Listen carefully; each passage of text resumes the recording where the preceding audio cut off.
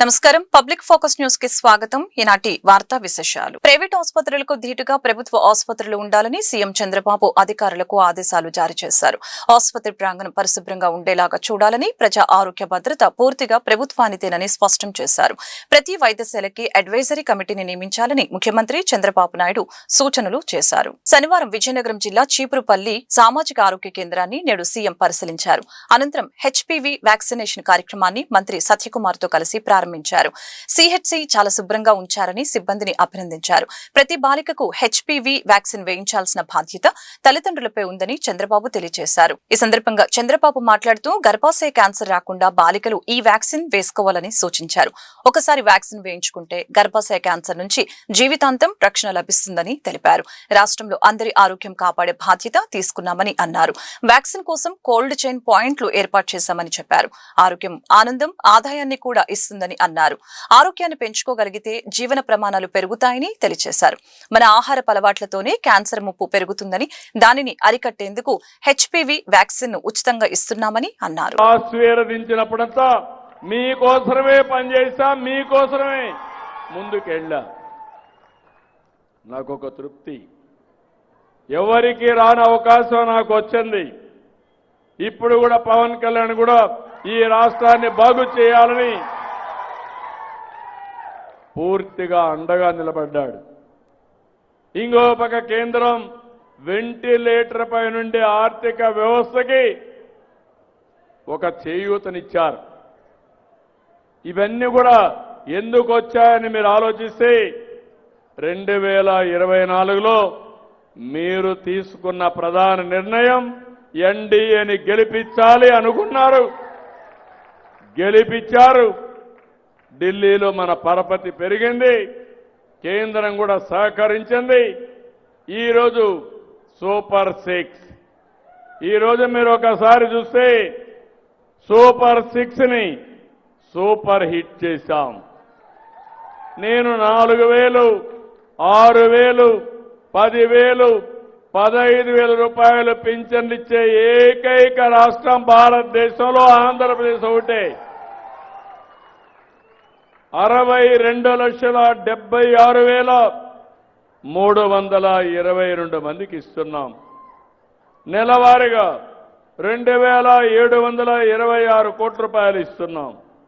మీ విజయనగరంలో 2,72,000 మందికి, చీపరపల్లిలో 8,431 మందికి, రావి వలస గ్రామంలో 386 మందికి 4,000, 6,000, 10,000, 15,000 ఇస్తే మీరు మరిచిపోతే ఏమనాలి అని అడుగుతున్నా. మరిచిపోతారా అని అడుగుతున్నా మిమ్మల్ని. ఇన్ని కష్టాలుంటే 33,000 కోట్ల రూపాయలు దీనికి ఖర్చు పెడుతున్నాం. ఒకప్పుడు ఒక నెలలో పింఛన్ తీసుకోకపోతే మళ్ళా ఇచ్చేవాళ్ళు కాదు. ఇప్పుడు పింఛన్ తీసుకోకపోయినా 2వ నెల, 3వ నెల తీసుకునే వెసులుబాటు మీకు ఇచ్చిన ప్రభుత్వం ఇది. దాంట్లో కూడా 2 నెలలు తీసుకోకపోతే ఈ నెల 1,56,128 కోట్ల రూపాయలు పే చేస్తున్నాం. 3 నెలల్లో తీసుకునే వాళ్ళకి 13,970 మంది, 17,21,00,000. ప్రజలు కూటమి ప్రభుత్వంపై ఉంచిన నమ్మకాన్ని పొమ్ము చేయబోమని 5 ఏళ్లలో 20 లక్షల ఉద్యోగాల కల్పనే తమ ఏకైక అజెండా అని మంత్రి నారా లోకేష్ పునరుద్ఘాటించారు. దేశానికి వస్తున్న పెట్టుబడి ప్రతిపాదనలో 25.3% ఏపీకే రావడం గర్వకారణమని అన్నారు. Pharma, medical devices, petro chemicals రంగాలకు ఉత్తరాంధ్రను కేంద్ర బిందువుగా మారుస్తామని నారా లోకేష్ భరోసా ఇచ్చారు. ఆంధ్రప్రదేశ్ పారిశ్రామిక రంగంలో ముఖ్యంగా ఉత్తరాంధ్ర అభివృద్ధి ప్రస్థానంలో మరొక కీలక అడుగు పడింది. అనకాపల్లి జిల్లా రాంబిల్లి మండలం సీతపాలెం ఇండస్ట్రియల్ పార్క్ లో ప్రముఖ ఫార్మా దిగ్గజం blue jet health care limited greenfield ఔషధ తయారీ యూనిట్ కు రాష్ట్ర విద్యా, ఐటీ శాఖల మంత్రి నారా లోకేష్ శంకుస్థాపన చేశారు. ఈ సందర్భంగా ఏర్పాటు చేసిన సభలో ఆయన మాట్లాడుతూ ఈ ప్రాజెక్టు ఉత్తరాంధ్ర పారిశ్రామిక వృద్ధిలో ఒక చారిత్రాత్మకమైన మైలురాయిగా నిలిచిపోతుందని పేర్కొన్నారు. కేవలం ప్రకటనలకే పరిమితం కాకుండా పరిశ్రమలు క్షేత్రస్థాయిలో ఏర్పాటయ్యేలాగా తమ ప్రభుత్వం శ్రద్ధ వహిస్తుందని స్పష్టం చేశారు. చేశారు. బ్లూజెట్ యాజమాన్యానికి శుభాకాంక్షలు తెలియజేసిన లోకేష్ ప్రభుత్వం ఎల్లప్పుడూ కూడా వాట్సాప్ మెసేజ్ దూరంలోనే అందుబాటులో ఉంటూ సహకరిస్తుందని హామీ ఇచ్చారు. One Mr. Venu Babu from Mangalgiri wants to meet you.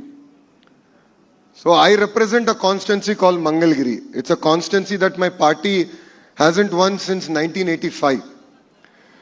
So I take any request from Mangalgiri quite seriously. So I might take time to meet my minister or my MP or my MLA, but a citizen of Mangalgiri has a green carpet. So naturally I met, Venu. And then he came and he introduced himself, he introduced the company. Then he told me that they're looking at a project, they want to expand, and why not Andhra Pradesh? Why can't we bring them here? So what started off, conversation over a cup of coffee, really caught our imagination. And when all of us have a collective goal to achieve, I think magic can happen. And that magic is what I call Blue Jet coming to here in Visakhapatnam. As the leadership of Blue Jet has shared, we are a transparent government.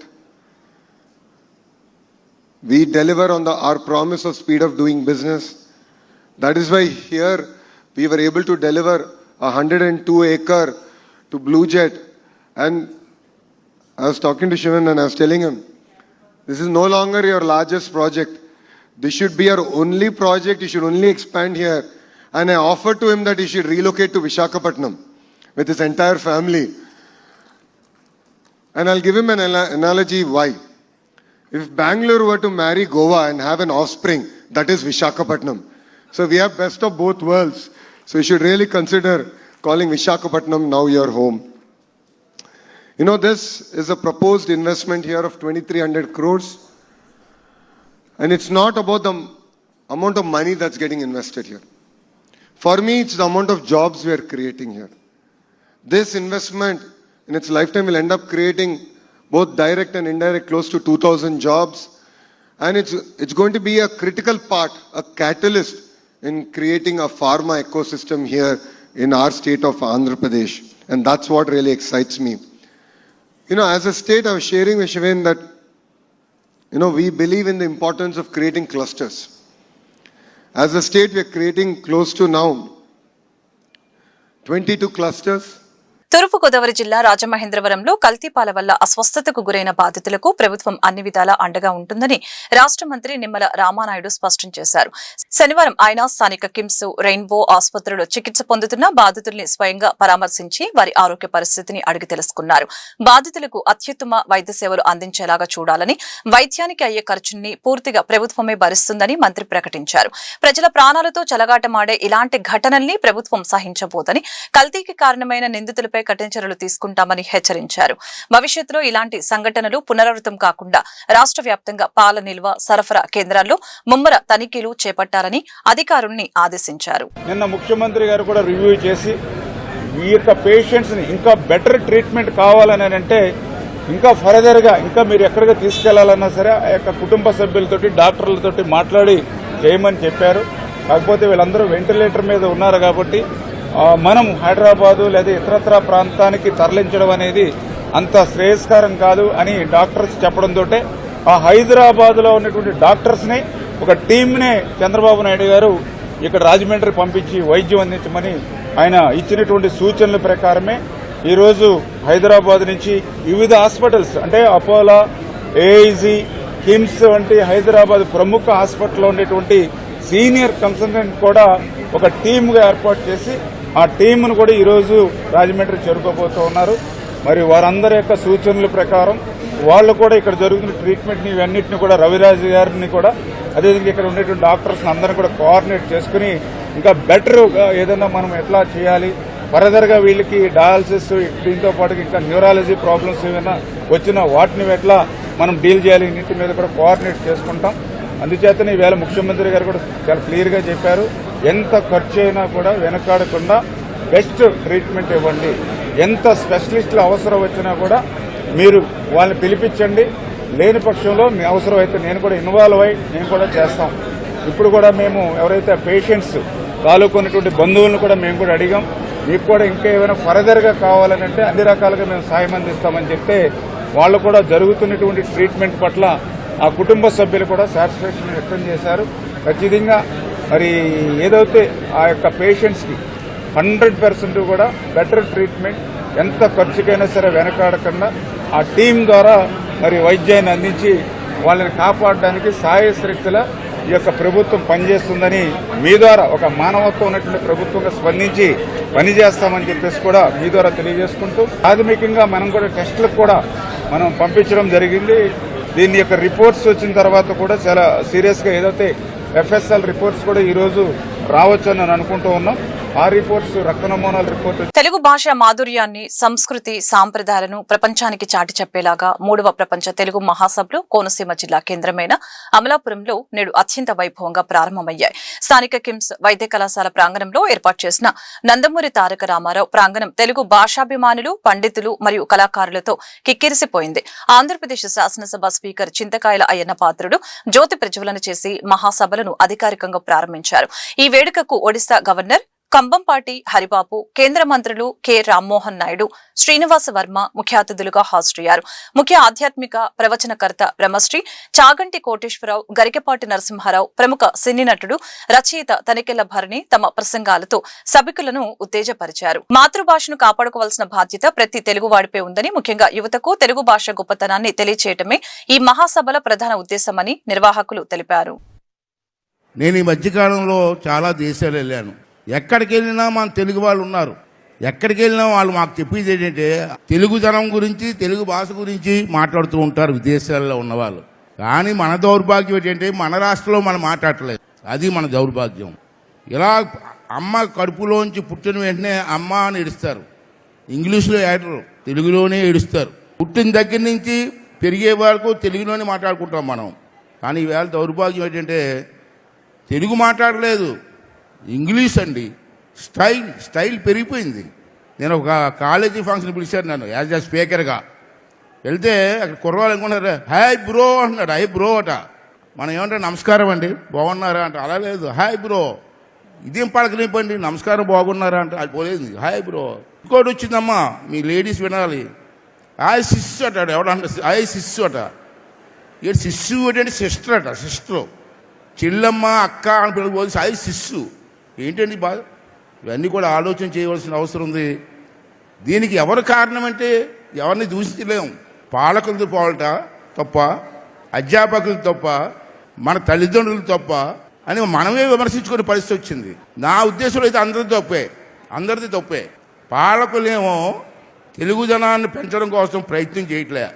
తల్లిదండ్రులు ఏమనుకుంటారంటే మన వాడికి English రావాలా, English వస్తే అమెరికాలో ఉద్యోగం వస్తుందని చెప్పి వీలు వాస్తున్నారు. ఓకే మంచిదే, ఇంగ్లీష్ కూడా అవసరమే విదేశాలు వెళ్ళి ఉద్యోగాలు చేసుకోవాలంటే.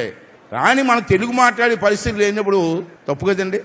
ఆంధ్ర రాష్ట్రంలో ఎక్కడ వద్దు, ఆంధ్ర రాష్ట్రంలో 1వ తరగతి నుంచి కనీసం ఇంటర్మీడియట్ వరకు ప్రతి స్కూల్లో ఇంగ్లీష్ మీడియంలో ఎక్కడైనా సరే తెలుగు పాఠ్యం తీరవలసిందే. తర్వాత నీ ఇష్టం. ఆఫ్టర్ ఇంటర్మీడియట్ తర్వాత ఇంగ్లీష్ మాట్లాడితే నేర్చుకోండి, హిందీ నేర్చుకుంటే మీ ఇష్టం. నేర్చుకొని చిన్నప్పటి నుంచి నేర్చుకొని తెలుగు మాత్రం నేర్చుకోవాలని చెప్పి ఒక నిర్ణయం తీసుకోవడం జరిగింది. రేపు అసెంబ్లీలో పెట్టి దాని తీర్మానం కూడా చేయాలని చెప్పి కూడా మేము నిర్ణయం తీసుకోవడం జరిగిందని చెప్పి ఈ సందర్భంలో మనం చేస్తాం. దానికి మీరు అందరి తాలూకు ఆశీర్వాదం. గుంటూరు ఈస్ట్ నియోజకవర్గంలో 2 కోట్ల రూపాయల అభివృద్ధి పనులకు ఎమ్మెల్యే మహమ్మద్ నజీర్ శంకుస్థాపన చేశారు. తూర్పు నియోజకవర్గంలోని 3వ డివిజన్ పరిధిలో గల బాలాజీనగర్ 0 లైన్ ప్రాంతంలో వర్షాలు కురిసినప్పుడు డ్రైనేజీలు నిండి ప్రజలకు ఇబ్బందికరంగా ఉందని స్థానిక ప్రజలు కోరిన మేరకు ఈ సీసీ డ్రైన్ ను నిర్మిస్తున్నట్లు తెలియజేశారు. అభివృద్ధి పదంలో తూర్పు నియోజకవర్గం ముందంజలో ఉందని ఎమ్మెల్యే సంతోషం వ్యక్తం చేశారు. నమస్కారం. గుంటూరు నగర అభివృద్ధిలో భాగంగా ఈరోజు ముఖ్యంగా ప్రధాన డ్రైన్లకు ఉన్నటువంటి మొండిగేటు దగ్గర నుండి బాలాజీ నగర్ వరకు 16వ ఆర్థిక సంఘం నిధులతో ఈరోజు దాదాపు 2 కోట్ల రూపాయలతో 808 మీటర్లకు సంబంధించినటువంటి డ్రైన్ నిర్మాణ కార్యక్రమాన్ని చేపడతా ఉన్నాం. ఎందుకంటే నగరంలో ఏమో నుంచి వచ్చినటువంటి వర్షపు నీరు కూడా ముఖ్యంగా ప్రవహించేటువంటి ఏకైక మార్గం పాతగుంటలో ఉన్నటువంటి ఈ డ్రైను. దీన్ని పూర్తిగా చాలా సంవత్సరాలైంది పూర్తిగా శిథిలావస్థకు ఉన్నటువంటి ఈ డ్రైన్ని వచ్చినటువంటి 16వ ఫైనాన్స్ కమిషన్ సంబంధించినటువంటి నిధులతో దాదాపు ఈరోజు 2 కోట్ల రూపాయలతో ఈ అభివృద్ధి కార్యక్రమాలను ఈరోజు చేయడంతో పాటు ముఖ్యంగా విజయవాడ రోడ్లోని వాసవి నగర్ దగ్గర నుండి కిమ్స్ శిఖర హాస్పిటల్ వరకు కూడా ఈరోజు అదేవిధంగా 265 మీటర్లకు సంబంధించినటువంటి డ్రైన్ని నిర్మించేటువంటి కార్యక్రమం. నగరంలో నలువైపులా కూడా అవసరమైనటువంటి ప్రధాన డ్రైన్లు నిర్మించుకొని ఏదైతే రాబోయేటువంటి వర్షాకాలంలో ఎక్కడ కూడా ప్రజలకు ఇబ్బందులు లేకుండా మౌలిక వసతుల అభివృద్ధి కార్యక్రమాలని ధ్యేయంగా పెట్టుకుని ఈరోజు అభివృద్ధి కార్యక్రమాల్ని విరివిరిగా చేయడం జరుగుతూ ఉంది. అంతేకాకుండా ఈరోజు నందివెలుగు రోడ్కు సంబంధించి ఒక పక్కన ఈ కూటమి ప్రభుత్వం ఏర్పడ్డ తర్వాత గత 5 సంవత్సరాల్లో పట్టించుకున్నటువంటి ఆర్ఓబి బ్రిడ్జ్ని పూర్తిగా నిర్మించేటువంటి కార్యక్రమంతో పాటు ముఖ్యంగా వినోబా నగర్ దగ్గర ఉన్నటువంటి ఏదైతే వినోబా నగర్ దగ్గర ఉన్నటువంటి బ్రిడ్జ్ ఉందో ఆ బ్రిడ్జ్ని కూడా 2,85,00,000 రూపాయలతో వచ్చే నెలలో శంకుస్థాపన చేయడానికి ఈరోజు ఫైనాన్స్ మినిస్టర్ గారు కూడా క్లియరెన్స్ ఇవ్వడం జరిగింది. ఆ కార్యక్రమం కూడా పూర్తిగా ప్రారంభిస్తాం.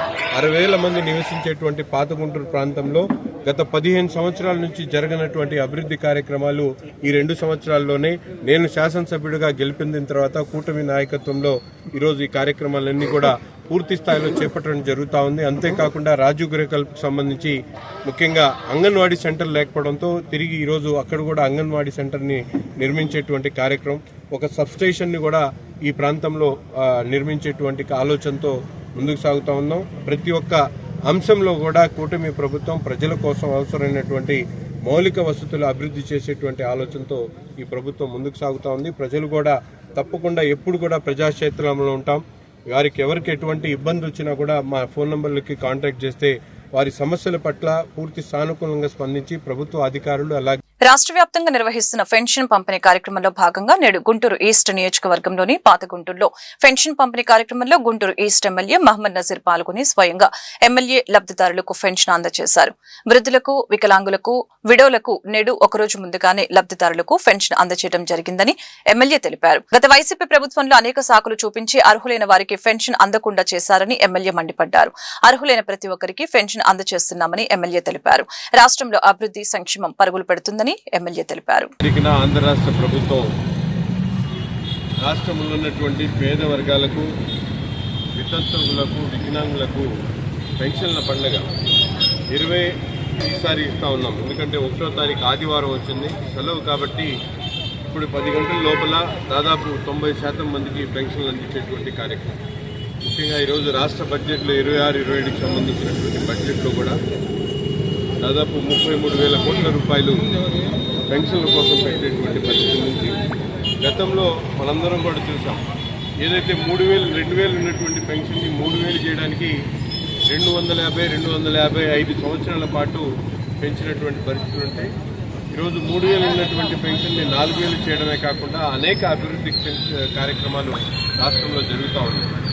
ప్రతిపక్షం లేనటువంటి వైసీపీ పార్టీ, హోదా లేనటువంటి వైసీపీ పార్టీ అసెంబ్లీని ఎగ్గొట్టి ప్రజల పన్నుల ద్వారా వచ్చేటువంటి జీతాలు తీసుకొని అసెంబ్లీకి రాకుండా ప్రజా సమస్యల మీద ప్రస్తావించకుండా ఈరోజు ప్రభుత్వం చేస్తున్నటువంటి మంచి కార్యక్రమాలు కూడా అడ్డుపడుతున్నటువంటి పరిస్థితులు మనందరం కూడా చూస్తూ ఉన్నాం. రాష్ట్రంలో ఒక పక్కన పెట్టుబడుల ప్రభావం కానీ, సంక్షేమ కార్యక్రమాలు సూపర్ 6ని సూపర్ హిట్ చేసినటువంటి పరిస్థితులు కానీ, అలాగే వేలాది కోట్ల రూపాయల పెట్టుబడులు ఈరోజు రాష్ట్రంలో మనందరం కూడా చూస్తూ ఉన్నాం.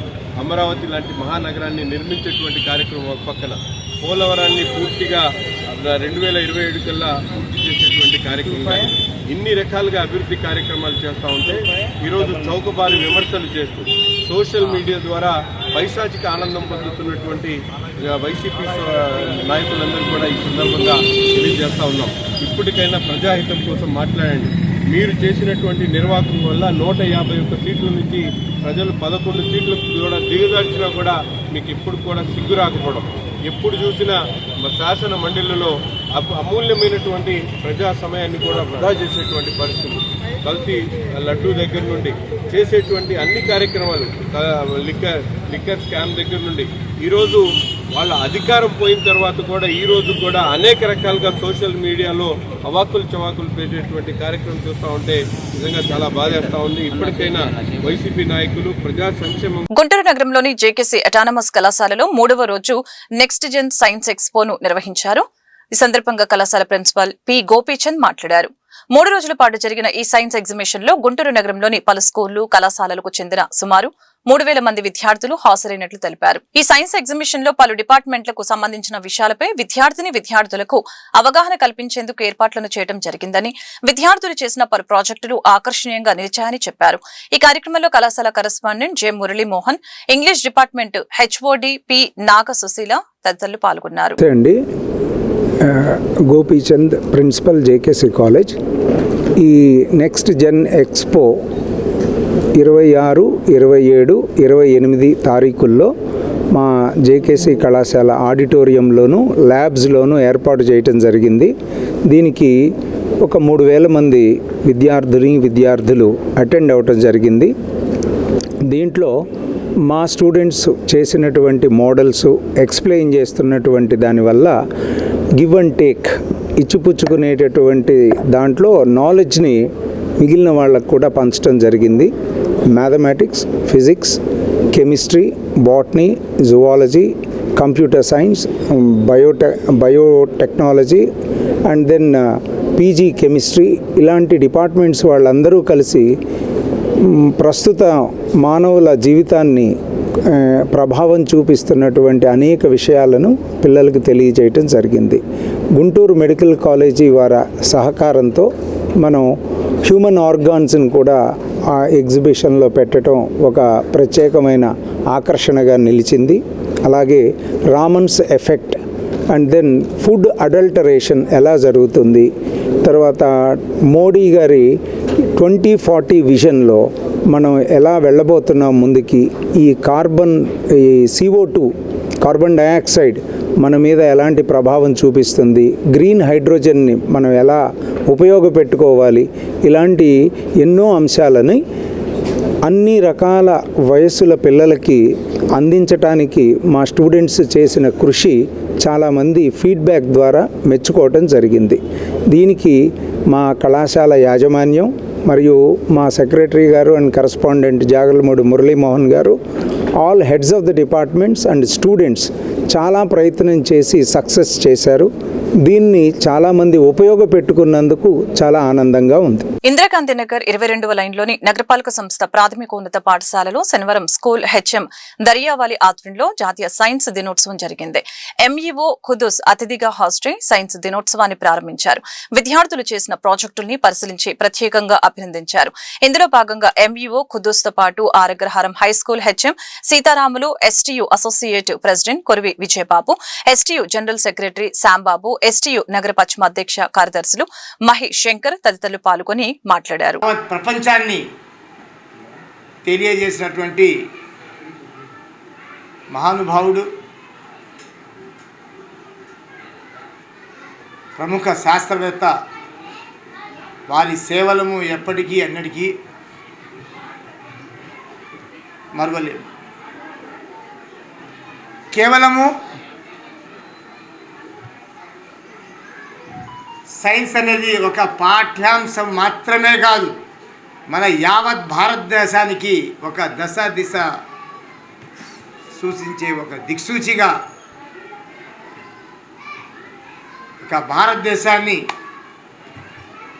అద్భుతమైనటువంటి రంగాల్లో రాణించేటటువంటి సబ్జెక్ట్ సైన్స్. ఈరోజు ప్రపంచవ్యాప్తంగా రకరకాల సంస్కరణలు రాబోతున్నాయి. కేవలం సైన్స్ పరిశోధనల వలన మాత్రమే అని చాలా గర్వంగా చెప్పుకొనిచున్నాను. There is no development without science subject.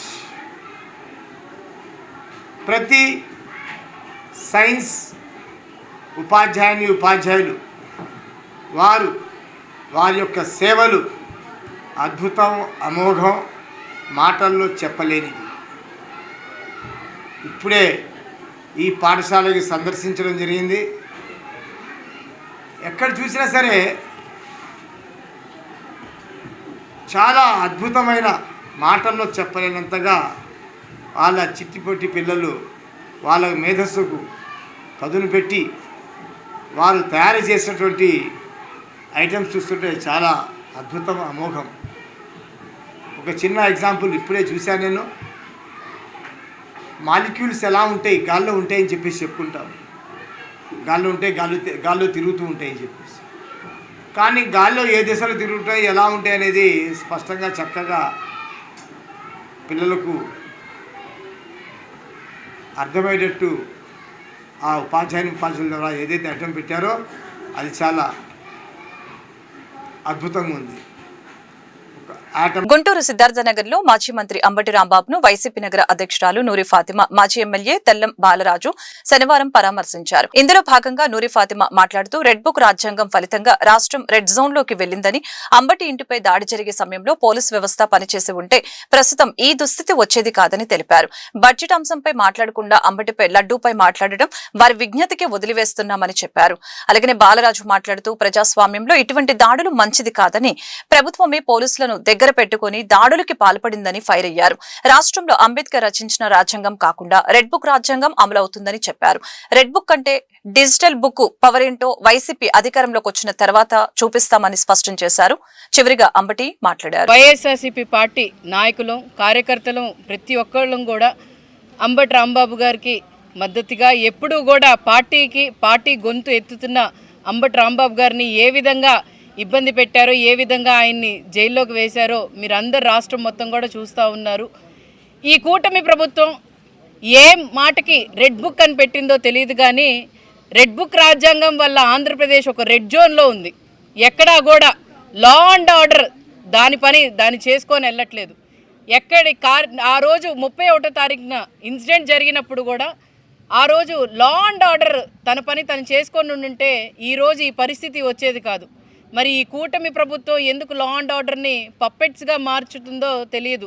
ఈ దేశంలో కూడా ఎప్పుడూ కూడా జరగనట్టుగా ఈ రాష్ట్రంలో మరి అరాచకమైన పాలన, ఎక్కడా కూడా ప్రజల మీద, వాళ్ళకి సంక్షేమం మీద కానీ లేకపోతే రాష్ట్ర అభివృద్ధి మీద కానీ వాళ్ళ దృష్టి సాధించకుండా మరి ఏ విధంగా లడ్డు అంశాన్ని డైవర్ట్ చేయడానికి మరి బ్యానర్లు కట్టి ఆ రోజు ఈ రాష్ట్రంలో మళ్ళీ అతలాకుతలం చేద్దామని, ఎందుకనంటే వాళ్ళే బ్యానర్స్ పెట్టి, వాళ్ళే రెచ్చగొట్టి, వాళ్ళే ఏమో మరి ఏ సంకేతం ఇస్తున్నారో తెలియదు ప్రజలకి. వాళ్ళు మరి మీరు బడ్జెట్ చూసుకున్నా లేకపోతే అసెంబ్లీలో కూడా ప్రజల గురించి మాట్లాడాలి, వాళ్ళు ఇచ్చిన బడ్జెట్ గురించి స్పష్టంగా మాట్లాడాలి. కానీ ఈరోజు అంబటి రాంబాబు గారి మీద కానీ లడ్డూ విషయం కానీ మాట్లాడటం నిజంగానే మరి వాళ్ళ విజ్ఞతకే వదిలేయాలి. ఎందుకనంటే ప్రజలు వాళ్ళకి ఇచ్చిన అవకాశాన్ని వాళ్ళు దుర్వినియోగం చేసుకొని మళ్ళీ వాళ్ళు లా అండ్ ఆర్డర్ని యూజ్ చేసుకొని ఆ రోజు మరి విధ్వంసం ఏ విధంగా గుంటూరులో మరి చేశారో మీరు అందరూ చూశారు. మరి ఆ రోజు మీరు పెమ్మసాని గారు ఒక మాట అన్నారు, చుక్కలు చూపిస్తాము 24 గంటల్లో మా సినిమా చూపిస్తామని చెప్పారు. మరి అంబటి రాంబాబు గారు చెప్పారు, సినిమాలో ఎవరు హీరో ఎవరు విలనో మీరు చెప్పటంలో కాదు కానీ చేతల్లో చూయించిన తర్వాత ప్రజలైతే ఒక స్పష్టతగా వచ్చారు. ఒక చదువుకున్న ఎంపీగా, అలాగే విదేశాల్లో ఉండి వచ్చిన ఎంపీగా మరి ఏ విధంగా పరిపాలన చేయాలి, ఇప్పుడు దాకా కూడా ఏ సంస్కృతి లేని మరి గుంటూరు జిల్లాలో ఈరోజు మీరు ఏ విధంగా తీసుకొని వచ్చారో ఒకసారి చూశారు. ఈ సినిమా హిట్ అయిందో ఫ్లాప్ అయిందో మీకే వదిలేస్తున్నాం. ఈ సినిమాలో డైరెక్షన్ ఎవరిదో కూడా ఒకసారి మీరు ప్రజాస్వామ్యానికి మరి ముప్పు లాంటిది. మరి ప్రజాస్వామ్యంలో ఇలాంటి హింసా దాడులు ఉండకూడదు. కానీ ఈరోజు ప్రభుత్వమే ఈ ఘటనని మరి ప్రోత్సహించింది. ప్రభుత్వమే దగ్గరుండి పోలీసు ద్వారా సమక్షంలోనే మరి ఈ సంఘటన జరగడం అనేది మరి దుర్మార్గం కూడా. మరి అంబటి గారి ఇల్లు, కార్యాలయం మరి ఏ విధంగా ధ్వంసం చేసేవారో రాష్ట్ర ప్రజలందరూ కూడా చూశారు. ఇంట్లో మహిళలున్నా కూడా లెక్క చేయకుండా, మానవత లేకుండా చొరబాడి విధ్వంసం కూడా సృష్టించారు. ఇలాంటి భయానకమైన పరిస్థితులు ఈ రాష్ట్రంలో ఉంది. ఈ రాష్ట్రంలో అంబేద్కర్ రచించిన రాజ్యాంగం ఇక్కడ అమలవడం లేదు. రెడ్ బుక్ రాజ్యాంగం ఈరోజు నడుస్తుంది. ఒక జంగిల్ రాజ్యం పాలన ఈరోజు కొనసాగుతుంది. ఈరోజు అంబేద్కర్ మీదే కాదు, మరి జోగి రమేష్ గారు, అదేవిధంగా విడుదల రజనీ గారు, బొల్లా రాయుడు గారి మీద కూడా దాడులు జరిగినాయి. ఈరోజు రాష్ట్రంలో ఇలాంటి భయంకరమైన పరిస్థితులు ఈరోజు ఉన్నాయి. దీనికి చంద్రబాబు నాయుడు బాధ్యత వహించాలి.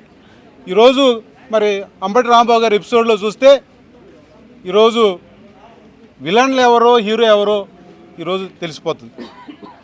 ఈరోజు విలన్లుగా చంద్రబాబు నాయుడు, లోకేష్, పవన్ కళ్యాణ్ ఈరోజు విలన్గా మిగిలిపోతారు. నిజమైన హీరోగా మన అంబేద్కర్ రాంబాబు గారు ఈరోజు నిలిచిపోయారు. ఇలాంటి సంఘటనలు రాష్ట్రంలో నాయకుల మీద, కార్యకర్తల మీద ఈరోజు దాడులు జరుగుతున్నాయి, హత్యలు జరుగుతున్నాయి. ఇంకా ఎల్లకాలం ఈ ప్రభుత్వమే ఉంటుందని ఈరోజు చంద్రబాబు నాయుడు గారు భావిస్తున్నారు.